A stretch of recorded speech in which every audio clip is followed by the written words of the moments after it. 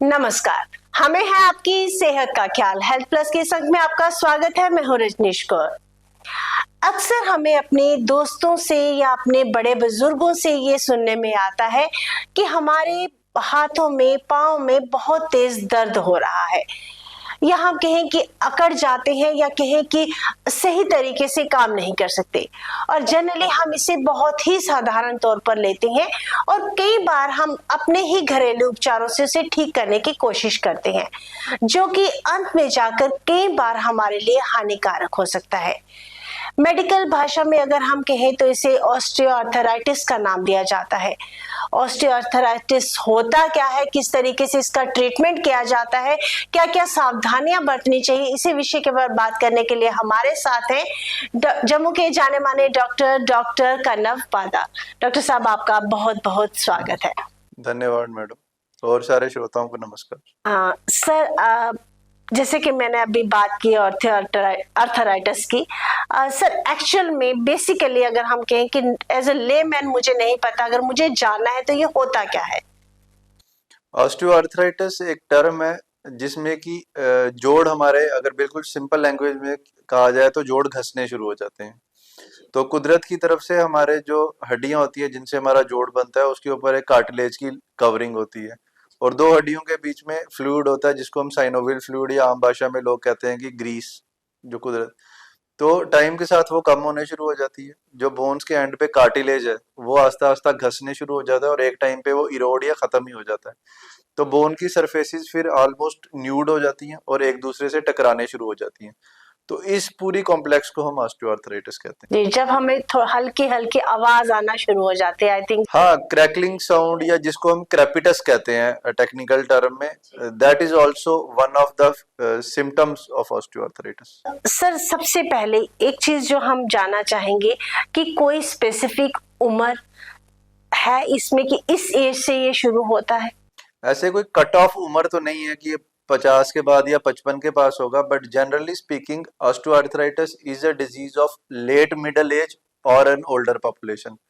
So on a safer side अगर कहा जाए तो 55 या 60 के बाद ही ये शुरू होना चाहिए, जिसको हम प्राइमरी ऑस्टियोआर्थराइटिस कहते हैं। दूसरा ऑस्टियोआर्थराइटिस हो गया secondary. Secondary mean secondary to something, जैसे कि अगर बचपन में किसी को चोट लगी है, कोई नी जॉइंट के आसपास फ्रैक्चर हुआ है, किसी का लिगामेंट या मांस टूटा है, तो उस वजह से नी की अलाइनमेंट खराब होने शुरू हो जाती है। अगर उस टाइम पे कोई कार्टिलेज लॉस हुआ होगा उस एरिया का, तो फिर वो ऑस्टियोआर्थराइटिस डेवलप होता है, जिसको हम सेकेंडरी करेंगे। और वो अर्ली एज में हो सकता है, जैसे अगर किसी को 20 में लगी है तो वो 30, 35 या 40 में ही उसके घुटने जो है घसने शुरू हो जाएंगे। बट जहां तक आम पॉपुलेशन में जो होता है, जिसको हम प्राइमरी ऑस्टियोआर्थराइटिस कहते हैं, उसकी अगर हम सेफर साइड पे रहेंगे तो 55 से लेकर 60 साल के बाद ही शुरू होगा। सर, जैसे कि आप जानते हैं कि आज का जो दौर है, हमारा जो डाइट है हमारी इतनी प्रॉपर नहीं है।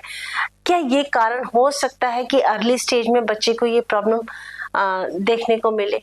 नहीं हो, ये बच्चों में प्रॉब्लम तो नहीं होती, बट डेफिनेटली लाइफ ऑस्टियोआर्थराइटिस आजकल एक लाइफस्टाइल डिजीज की कैटेगरी में इसको नॉमिनेट करते हैं। तो हमारे लाइफस्टाइल चॉइसेस, हमारी डाइटरी चॉइसेस, हमारी हैबिट्स, आजकल स्टेयर्स हर जगह पे इतनी है, तो डेफिनेटली ये हमारे घुटनों पे आजकल ओवरवेट, ओबेसिटी इतनी प्रेवलेंट है इवन यंगर पॉपुलेशन में। बोन्स कमजोर हैं जिससे कि वो इजीली बो हो जाती है। हर खाने में तरह तरह की मिलावटें हैं, जो कि न्यूट्रिशन हमारे कार्टिलेज को या बोन को प्योर न्यूट्रिशन या प्योर न्यूट्रिएंट्स, कैल्शियम, मैग्नीशियम या जो भी चीजें जानी चाहिए वो नहीं पहुंच रही है। टॉक्सिन्स हमारी बॉडी में इतने हो चुके हैं, alcohol, cigarette smoking, fatty foods वगैरह, जो कि हमारे जो कार्टिलेज के सेल्स हैं उनको वो टॉक्सिन्स मतलब टॉक्सिक इफेक्ट उन पे करते हैं, जिनसे उनकी अर्ली डेथ हो जाती है। तो ये सारे रीजन जो है वो अर्ली ऑस्टियोआर्थराइटिस के प्रोबेबल कॉजेज हैं। सर, एक सबसे जो महत्वपूर्ण चीज है इसमें वो ये है कि अगर हम कहें कि फूड हैबिट्स को छोड़ दिया जाए, उसको एक तरफ रखें, लाइफस्टाइल को भी छोड़ दिया जाए, एक ऑयल जो हम एक daily day to day life में जो कि बहुत हद तक हमें हेल्प करता है, ग्रीस का काम करता है, तो जो तरह तरह के सप्लीमेंट आ रहे हैं वो सही है, या एक जो हम डेली बेस पे जो हम सरसों का तेल खाते थे, क्योंकि ये इससे रिलेट करता है, तभी मैंने पहले ही पूछ लिया। हाँ मैम, बट ये जो हमारा साइनोवियल फ्लूइड या जो ग्रीस है ना, ये ऑयल से अनरिलेटेड है, मतलब ऐसा नहीं है कि ऑयल ज्यादा खाएंगे या ऑयल अच्छा खाएंगे, या कई लोगों में ये धारणा है कि हम डालडा घी खाएंगे तो हमारे घुटनों के अंदर ग्रीस बन जाएगी। ऐसा कोई साइंटिफिक प्रूफ या रीजन तो नहीं है। साइनोवियल जो फ्लूइड है, जो ग्रीस है, हमारे साइनोवियल सेल्स बनाते हैं। अगर वो सेल्स हेल्दी रहेंगे तो वो अपना फंक्शन करते रहेंगे, जिससे कि वो साइनोवियल फ्लूइड या ग्रीस जो है, जैसे सिंपल है कि हमारे मुंह में सलाइवा बन रहा है तो हमारे बक्कल म्यूकोजा के सेल्स एक्टिव हैं जो कि हमारा सलाइवरी ग्लैंड्स एक्टिव हैं जो कि हमारा सलाइवा बना रहे हैं। इसी तरह से वो सेल्स एक्टिव हैं। बट डेफिनेटली अगर हम वहां पे अडल्ट्रेटेड चीजें जैसे कि पाम ऑयल या तरह तरह के गंदे ऑयल या डीप फ्राइड चीजें या बार बार एक ही ऑयल में तलना, तो ओवरऑल हमारे बॉडी के सेल्स और हमारे जो साइनोवियल सेल्स जो हैं उनको भी टॉक्सिन्स तो प्रोड्यूस करेंगे, जिससे कि उनकी अर्ली डेथ हो जाएगी और ग्रीस बनना या साइनोवियल फ्लूइड बनना कम हो जाएगा। क्योंकि ये जनरली हमारे में धारणा है कि आप डालडा एक चम्मच खा लीजिए या देसी घी खा लीजिए तो हो सकता है कि मैं कहूंगा सिर्फ घुटनों के लिए नहीं, बट जो देसी घी या जो मस्टर्ड ऑयल या जो कोकोनट ऑयल है, सच हमारी सेहत के लिए बहुत ही ज्यादा बेनिफिशियल है। बेशक हमारी बोन हेल्थ के लिए मैं इनडायरेक्टली कहूंगा, क्योंकि आपने नाम सुना होगा हर किसी की जुबान पे आजकल, सर मैं ये था, मैंने विटामिन डी खाया, मैं ठीक हो गया, मैंने टेस्ट कराया, मेरा विटामिन डी। आजकल हर बोन एंड जॉइंट प्रॉब्लम जो एट्रीब्यूटेड है ना, वो एक बेचारे विटामिन डी पे है।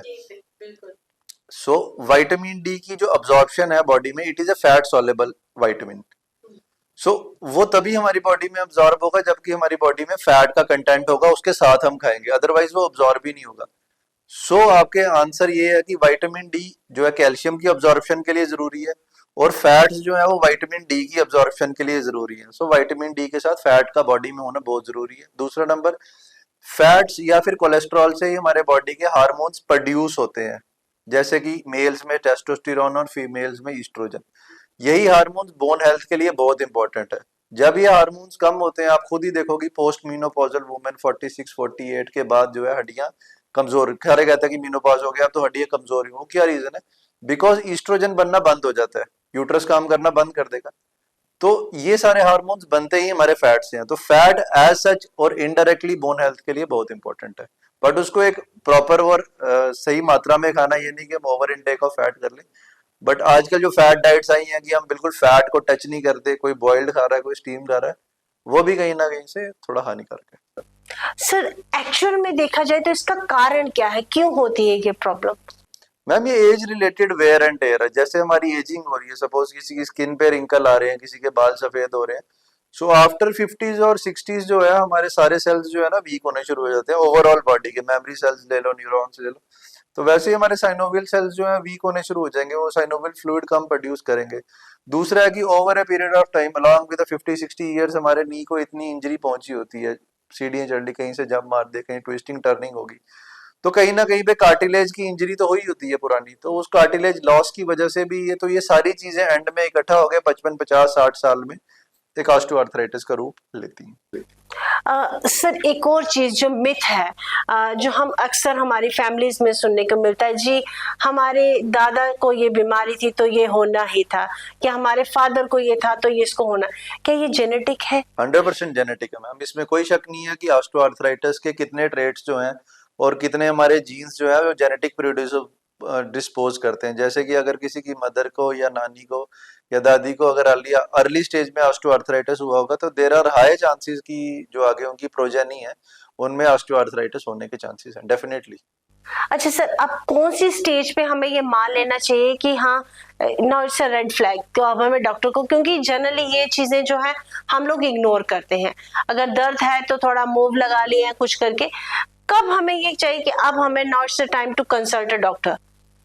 मैम कंसल्ट डॉक्टर है कि that if you are an you have an history any of, this is very important question. So if you have an history of an injury, अगर आपको इंजरी हो गई है significant, वो जगह सूज गई, लाल हो गई, और आप खुद से ही घर में इलाज कर रहे हो सकता है कि आपका एक नी जॉइंट का या किसी भी जॉइंट का मेजर लिगामेंट इंजर या टूट चुका हो, जिसको अर्ली इंटरवेंशन की जरूरत है, and you have completely ignored that. फिर आप देखोगे वही जो लिगामेंट का डिसबैलेंस जो है नी में अर्ली ऑस्टियोआर्थराइटिस प्रीडिस्पोज कर देगा। persistent pain without any reason, then it is a red flag sign and you need to consult a doctor। सवेरे उठते हुए आप देख रहे हो महीने हो गए हुए हैं, 2 महीने हो गए हैं, जब भी उठो नी में अर्ली जैसे पाँव नीचे रखो तो अकड़ावट महसूस होती है, तो कुछ देर के बाद ही वो अकड़ावट जाएगी, that is an early sign of osteoarthritis. जैसे कि आपने बोला कि क्रेपिटस या कट कट की आवाज आती है, that is also an very early sign of osteoarthritis. So सीढ़ियां चढ़ने में डिस्कम्फर्ट हो रहा है, जमीन पे बैठने में डिस्कम्फर्ट हो रहा है, so these are the early to moderate indicators of osteoarthritis, then it is time to see an orthopedic surgeon. Sir जैसे कि आपने बात की नी रिप्लेसमेंट की, सर ये माना जाता है, ये क्योंकि मैं ले मैन के तौर पर बता रही हूँ कि हम लोग ये डरते हैं कि भाई अब ये चेंज करना ये बहुत एक्सपेंसिव भी हो जाएगा, उसके बाद ये सक्सेसफुल है या नहीं है, इसके बारे में थोड़ा सा बताइए कि किस हद तक ये सक्सेसफुल है, क्या प्रोसीजर क्या रहता है और किस तरीके से हम इससे रिकवर कर सकते हैं। मैम पहला तो आपने पूछा कि नी रिप्लेसमेंट में पूरा ही चेंज नहीं करना, तो इसमें जो हमारा कार्टिलेज और बोन का जो डिजीज्ड पार्ट होता है हम उसी को चेंज करते हैं, एक नंबर।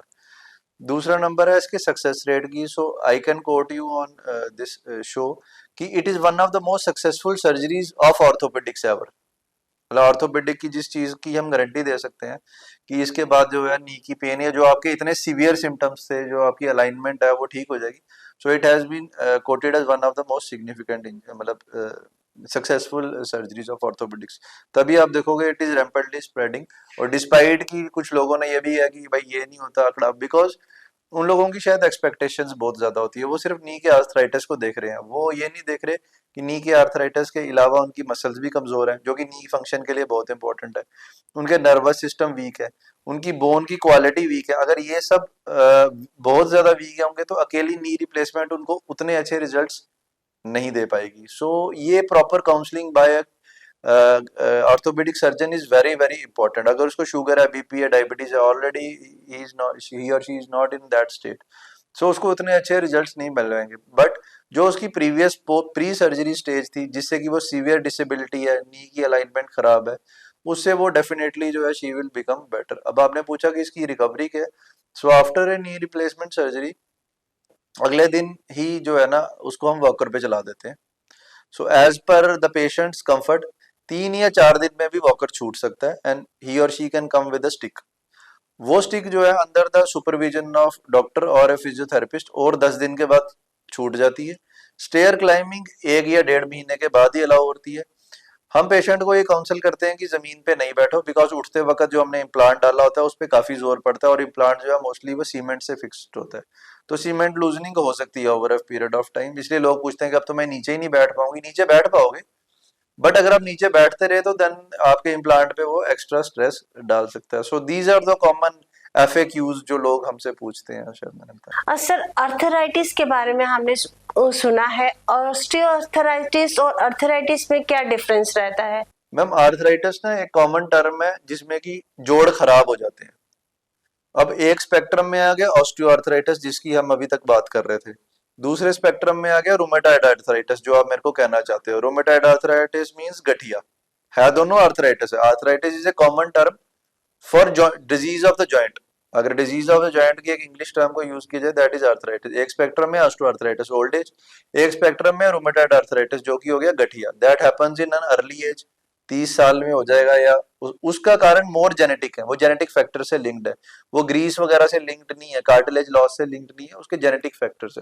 वो एक ऑटोइम्यून डिजीज है जिसमें कि हमारे बॉडी की इम्यूनिटी हमारे जॉइंट्स पे जो है वो अटैक करने शुरू हो जाती है, और उसमें मोस्टली स्मॉल जॉइंट्स इन्वॉल्व होते हैं, जैसे कि हाथों के जोड़ हो गए, रिस्ट के जोड़ हो गए, एल्बो के जोड़ हो गए, ये वाले। तो it is little different from osteoarthritis. Sir जो हमारा लाइफस्टाइल है, या हम कहें कि हमारी जो एक्सरसाइज रूटीन है, वेट जो है, वो अगर हम इन सबको बैलेंस करके किस हद तक और किस तरीके से हम इस बीमारी से दूर रह सकते हैं, हमारा किस तरह का लाइफस्टाइल होना चाहिए। आई मीन टू से सिंपल टर्म। देखो आजकल तो इतने मतलब हमारे पास सोर्सेज है, यूट्यूब, इंस्टाग्राम और वो सब है, कि मेरे से ज्यादा तो श्रोताओं को ही पता होगा कि what are the lifestyle changes that you need to get to be in a healthy life. आजकल हर कोई जो है ना इन्फ्लुएंसर्स को, हेल्थ इन्फ्लुएंसर्स को, पर प्रॉब्लम ये हो रही है कि वो देख रहे हैं but they are not following and implementing upon yourself. उस रील को स्क्रॉल करके वो भूल जाते हैं। बट लाइफस्टाइल डिजीज तो मैम ये बेसिक ही हैं, जो लाइफस्टाइल मॉडिफिकेशंस है। बेसिक हो गया कि सवेरे थोड़ा सा जल्दी उठो, 1 घंटा सवेरे के टाइम पे वर्कआउट करो, देन अपने काम पे निकल जाओ, प्रॉपर अपने साथ एक लंच कैरी करो, ताकि जो है अपना लंच मिस ना हो, बाहर के आपको खाने की कोई क्रेविंग ना हो। घर आके शाम को एक हेल्दी स्नैक इस्तेमाल करो, अर्ली डिनर करो, और आफ्टर डिनर जो है एक आधा पौना घंटा जो है वॉक करो, sleep early and wake early. I think यही छोटा सा मंत्र है। सर लेकिन कुछ ज्यादा बिजी शेड्यूल अगर मैम ये बिजी शेड्यूल, ये मैंने अपना शेड्यूल बताया है, जो कि मेरा शेड्यूल सुबह 6 बजे से शुरू हो जाता है और शाम को 8:30-9 बजे खत्म होता है। पर डिस्पाइट ऑल दीज शेड्यूल जो है मैं ये सब डेली कर रहा हूँ for the past more than 10 years। Recently I have written a book also. और मतलब you need to find a time for yourself. मतलब सर एक चीज और मैं फिर से दोबारा पूछना चाहूंगी, क्योंकि ये हमारा बहुत ही कॉमन चीज है, ऑयल। क्योंकि हमें ये बोला जाता है, हमें एग्जैक्टली अगर बोले तो हमें सरसों का तेल या घी या फिर ऑलिव ऑयल, कौन सा तेल जो हमें खाना। तीनों ही आपने जो लिए ना, इट डिपेंडिंग अपॉन जेब पे और आपके खाने की प्रेफरेंसेस और उसके हिसाब से। अब कितना लिमिट तो नहीं बता सकते किसकी है, बट जैसे कि आप साउथ की साइड चले जाओ, वहां पे coconut oil, I have been to south for more than 1 year, so वहां पे हर चीज में ना कोकोनट ऑयल, चटनी वगैरह, and they are also healthy people. ऐसा नहीं है कि कोकोनट ऑयल खा के हर किसी को कोलेस्ट्रॉल या डाइ। हमारे नॉर्थ इंडिया में आ जाओ, they are using mustard oil. अब कुछ स्पेशल ओकेजन हो तो उसमें देसी घी भी यूज हो रहा है, एवरीबडी कैन नॉट अफोर्ड देसी घी। सो ये तीनों जो चीजें बताई है अपने, ऑलिव ऑयल जो है वो वेस्टर्न सोसाइटी में ज्यादा इस्तेमाल करते हैं, वो कम क्वांटिटी में यूज होता है। सो ये चारों ऑप्शन ही हेल्दी है। आप क्वांटिटी डिपेंड्स अपॉन की मतलब प्रेफरेंस किया, बट किसी भी चीज को एक्सेस में नहीं करना ताकि वो बॉडी में डिपॉजिट हो जाए। अगर आप उतना खा रहे हो तो then you also need to expend it in forms of exercise, walk, running, जो भी आपकी प्रेफरेंसेस। सर एक बार और मैं रिपीट आपसे पूछना चाहूंगी, विटामिन डी की आपने बात की थी, वो हमारी हड्डियों से किस तरीके से और इस प्रॉब्लम से विटामिन डी का कोई हमें वो मिल सकता है, रिलीफ मिल सकता है। मैंने आपको पहले बताया कि विटामिन डी जो है ना आजकल ना, मतलब no doubt it is a very very important vitamin, but it is still मतलब recently it is very overrated. हर कोई जो है ना उसी की बात कर रहा है, उनको लगता है कि विटामिन डी नहीं है तो मुझे दुनिया की हर कोई प्रॉब्लम होगी है, बट ऐसा नहीं है। विटामिन डी जो है is important multivitamin, it is a fat soluble vitamin. Again उस बात पे आता हूँ। तीसरा है कि विटामिन डी का सिर्फ यही रोल है कि जो हम कैल्शियम इनटेक कर रहे हैं उसको अब्सॉर्ब करना, नहीं तो हमारा कैल्शियम जो है स्टूल्स में या यूरिन में निकल जाएगा। वो उसकी अब्सॉर्प्शन कराता है थ्रू इंटेस्टाइन्स, और जब कैल्शियम हमारा अब्सॉर्ब हो जाता है तो वही बोन पे डिपॉजिट होता है। तो विटामिन डी का यही रोल है, to make absorption of calcium. Sir जैसे कि आप नी रिप्लेसमेंट सर्जरी के साथ बहुत टाइम से जुड़े हैं, होता क्या है कि पेशेंट एक डर से, उसकी मेंटल स्टेट ऐसी नहीं होती कि वो डॉक्टर के पास ये इस सर्जरी को करवाना चाहता है। कोई ऐसा मैसेज जो जनरल तौर पर आप देना चाहें कि इससे हमें किस तरीके से रिलीफ मिल सकता है। मैम जनरल तौर पे अगर आप देखना चाहोगे तो फिर सबसे इम्पोर्टेंट है कि इस डिजीज को होने ही दो। That means prevention. प्रिवेंशन की तो हमने बात कर ली कि लाइफस्टाइल डिजीज, मतलब वेट अपना रखना, कम रखना है, अपने हेल्दी एक्सरसाइज करनी है, हेल्दी डाइट, प्लस उस चीज को होने ही नहीं देना, प्रिवेंट करना। अगर आपका अर्ली ऑस्टियोआर्थराइटिस के सिम्टम जैसे मैंने इन्यूमरेट किया अगर वो हो रहे हैं तो कंसल्ट योर ऑर्थोपेडिक सर्जन। वो बताएंगे कि प्रॉपर एक्सरसाइजेस क्या करनी है। कोई सप्लीमेंट, 1000 तरह के सप्लीमेंट आते हैं नी जॉइंट्स के लिए, कैल्शियम, विटामिन डी, ग्रीस की मेडिसिन, वो खाओ। प्रॉपर एक्सरसाइज करो, अपने मसल्स को स्ट्रॉन्ग करो ताकि घुटनों पे लोड ना पड़े। अपने नर्वस सिस्टम को स्ट्रॉन्ग करो, बोन्स को स्ट्रॉन्ग करो। बट अनफॉर्चुनेटली इस सब के बावजूद भी कई लोगों को सीवियर ऑस्टियोआर्थराइटिस डेवलप हो ही जाएगा, देयर इज नो डाउट, और हो भी रहा है। You are seeing the general population. So then you have to make a hard choice कि आपको इसी के साथ मतलब कि पेन में और डिसेबिलिटी और डिफॉर्मिटी, आपने कई लोगों को देखा होगा ऐसे लंगड़े लंगड़े चल रहे हैं, उसके साथ ही रहना है। वो अपनी पर्सनल प्रेफरेंस है।